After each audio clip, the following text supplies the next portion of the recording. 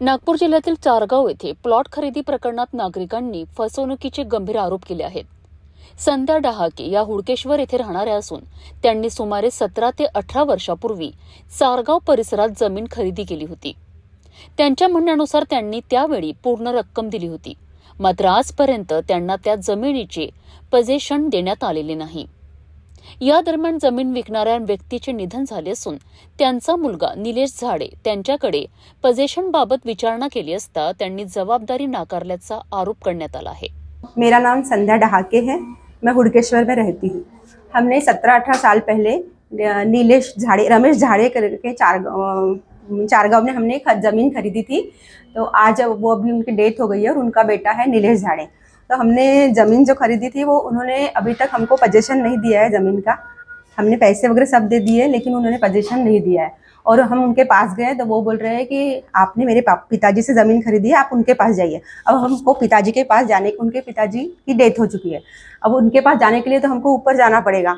तो इसीलिए हम लोग उनके पास गए. तो उनके पास जाने के बाद उन्होंने बोला कि आप कहीं भी चले जाओ. हम लोग पुलिस स्टेशन भी गए तो वहाँ गए तो वो लोग बोलते हैं कि सिविल जाओ, और यहाँ से वहाँ पुलिस वाले भी भगा रहे हो. उनके पास गए, निलेश झाड़े करके उनके पास गए तो वो बोल रहे हैं आप कहीं भी जाओ, आपको कुछ नहीं मिलेगा, आपको जहाँ जाना है उनके पास चले जाओ. और मेरे साथ हम अकेले ही नहीं, हमारे साथ 50 से 60 लोग हैं और इन्होंने ऐसे सब, हमारे पास सारे प्रूफ है. ऐसा नहीं है कि हमारे पास कुछ नहीं है, लेकिन वो हमारी सुन ही नहीं रहे. और इसलिए हम लोग इतना परेशान हो गए तो यहाँ NGO की तरफ आए. तो हमको लगता है कि यहाँ हमारी सुनी जाएगी.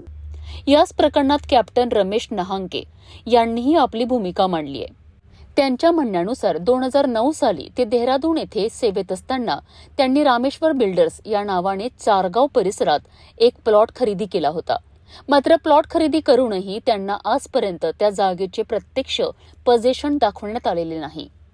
निवृत्तीनंतर त्यांनी पुन्हा बिल्डरकडे चौकशी केली असता त्यांना टाळाटाळ करण्यात आल्याचा आरोप आहे. या संदर्भात त्यांनी पोलिसांकडे तक्रार करण्याचा प्रयत्न केला असता हा विषय सिव्हिल कोर्टाचा असल्याचे सांगून तक्रार स्वीकारण्यात आली नसल्याचे त्यांनी सांगितले. आता पीडितांची मागणी आहे की त्यांना त्यांचा प्लॉट मिळावा आणि त्या प्लॉटची सध्याच्या बाजारभावानुसार किंमत मिळावी. मी कॅप्टन रमेश डहाके 2009 मध्ये देहरादूनमध्ये पोस्टेड होतो. तेव्हा मला राजेश बांबलचा फोन आला की आमच्या इकडे प्लॉट विक्री आहे आणि त्या बिल्डरचे नाव आहे रामेश्वर बिल्डर्स. त्याचं नाव आहे रमेश झाडे. यांच्यामार्फत तुम्हाला प्लॉट्स मिळेल. त्याकरता मी उत्सुकताने तो प्लॉट परचेस केला त्यांच्याकडनं. पण त्यांनी पजेशन ते दाखवली नाही की हा प्लॉट इथे आहे म्हणून. काही वर्षानंतर जेव्हा मी रिटायर झालो त्यानंतर पुन्हा परत त्याच्याकडे गेलो, मागणी केली की ह्या प्लॉटची रजिस्ट्री करून द्या. पण तो नाकारत गेला आणि तुम्हाला जेव्हा मी वेळ येईल तेव्हा मी अवेलेबल राहील, तुम्हाला करता येईल तो प्लॉट तुमच्या स्वाधीन.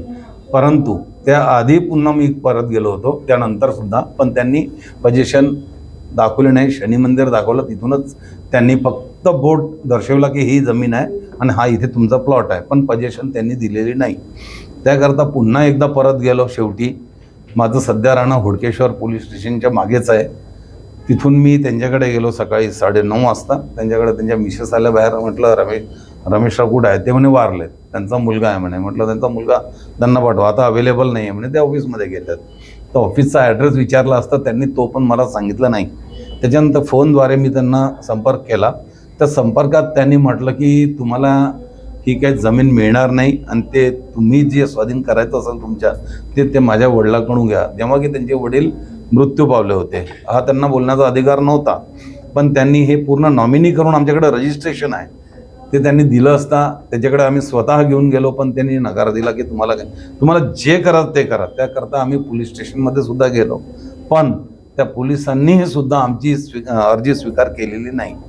त्याकरता स्वतःहून मग आम्ही NGOमध्ये एक आम्हाला असं समाधान मिळालं की त्यांच्यातर्फे मार्फत तुमचा प्रॉब्लेम सॉल्व्ह होऊ शकतो. त्यामार्फत आम्ही मार्फत त्यांच्याकडे आलो आणि आम्हाला हे एवढी शाश्वती आहे की आम्हाला आमचा प्लॉट किंवा त्या प्लॉटची सध्याची हल्लीची किंमत आहे ते आम्हाला मिळेल याची पूर्ण शाश्वती आहे.